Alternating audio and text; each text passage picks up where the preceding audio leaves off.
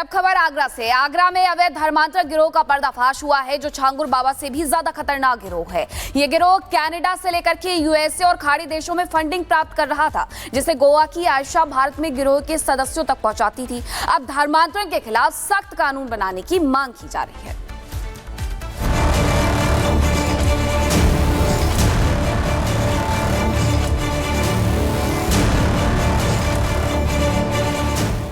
Ayesha Goa, Ali Hasan Kolkata, Osama Kolkata, Rahman Qureshi Agra, Abu तालिब मुजफ्फरनगर, अबू रहमान देहरादून, मोहम्मद अली जयपुर, जुनैद कुरैशी जयपुर, मुस्तफा उर्फ मनोज दिल्ली, मोहम्मद अली जयपुर। 6 राज्यों से पकड़े गए ये वो 10 चेहरे हैं जिसने धर्म के नाम पर नापाक साजिश रची, धर्म परिवर्तन के नाम पर धोखा, मजहब बदलने के लिए पैसों का लालच और उसके पीछे एक संगठित गिरोह। यूपी के आगरा में धर्मांतरण गैंग की साजिश का बड़ा खुलासा हुआ। विदेशी फंडिंग, ऑनलाइन नेटवर्क और फर्जीवाड़े की ये पूरी कहानी चौंकाने वाली है। पुलिस की जांच में पता चला कि धर्मांतरण गिरोह के इन आरोपियों को अलग अलग टास्क मिला था। ये रैकेट नाबालिग लड़कियों को लव जिहाद में फंसाकर उनका जबरन धर्म परिवर्तन कराता था। इस गिरोह के काम करने का तरीका आतंकी संगठन आईएसआईएस के तौर तरीकों से मेल खाता था। जांच में इसके तार एसडीपीआई और पाकिस्तान की खुफिया एजेंसी से जुड़े पाए गए। अब तक ये गैंग सैकड़ों लोगों का धर्मांतरण करा चुका है। जांच में यह भी सामने आया कि इनके अलग अलग मॉड्यूल काम करते थे। एक ग्रुप फंडिंग जुटाता था, दूसरा लोगों को रेडिकलाइज करता था और तीसरा उन्हें छिपाने की व्यवस्था। उत्तर प्रदेश विधि विरुद्ध धर्म संपरिवर्तन प्रतिषेध अधिनियम 2021 जो बनाया गया धर्म परिवर्तन के लिए, इसके अंतर्गत मुकदमा रजिस्टर्ड किया गया।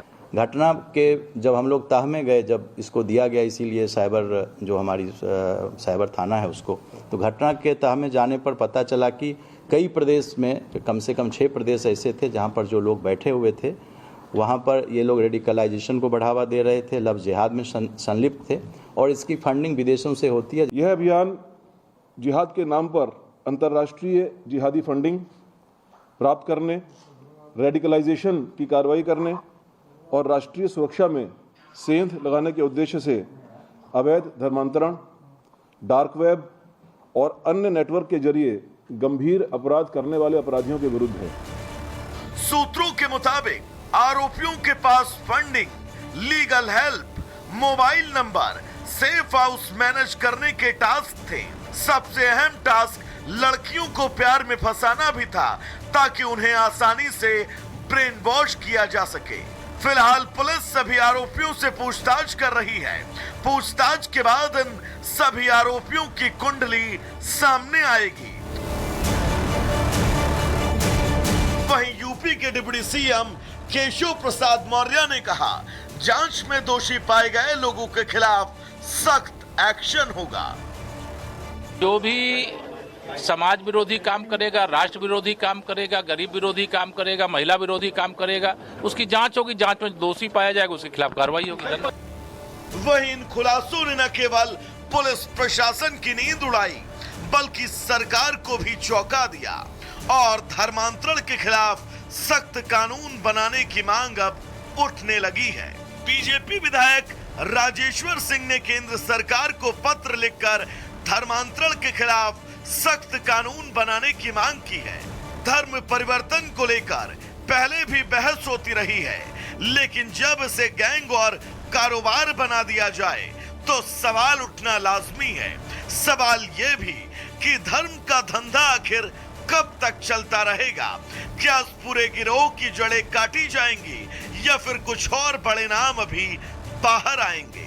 फिलहाल यूपी पुलिस जांच में जुटी है, लेकिन देश को ऐसे धर्म के सौदागरों से अब बचाने की जरूरत है। Bureau report, Republic Bharat.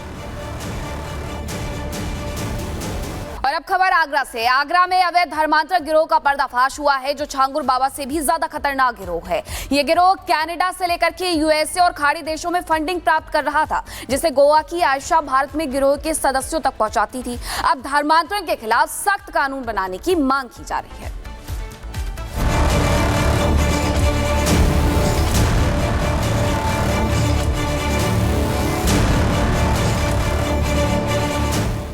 Ayesha Goa, Ali Hasan Kolkata, Osama Kolkata, Rahman Qureshi Agra, Abu तालिब मुजफ्फरनगर, अबू रहमान देहरादून, मोहम्मद अली जयपुर, जुनैद कुरैशी जयपुर, मुस्तफा उर्फ मनोज दिल्ली, मोहम्मद अली जयपुर।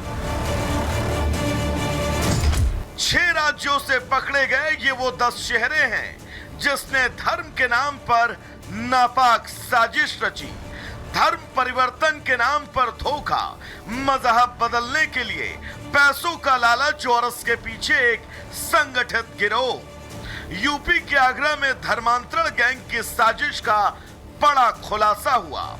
विदेशी फंडिंग, ऑनलाइन नेटवर्क और फर्जीवाड़े की ये पूरी कहानी चौंकाने वाली है। पुलिस की जांच में पता चला कि धर्मांतरण गिरोह के इन आरोपियों को अलग अलग टास्क मिला था।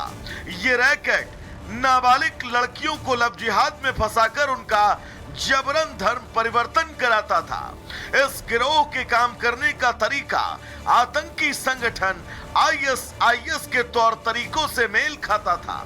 जांच में इसके तार SDPI और पाकिस्तान की खुफिया एजेंसी से जुड़े पाए गए। अब तक ये गैंग सैकड़ों लोगों का धर्मांतरण करा चुका है। जांच में यह भी सामने आया कि इनके अलग अलग मॉड्यूल काम करते थे। एक ग्रुप फंडिंग जुटाता था, दूसरा लोगों को रेडिकलाइज करता था और तीसरा उन्हें छिपाने की व्यवस्था।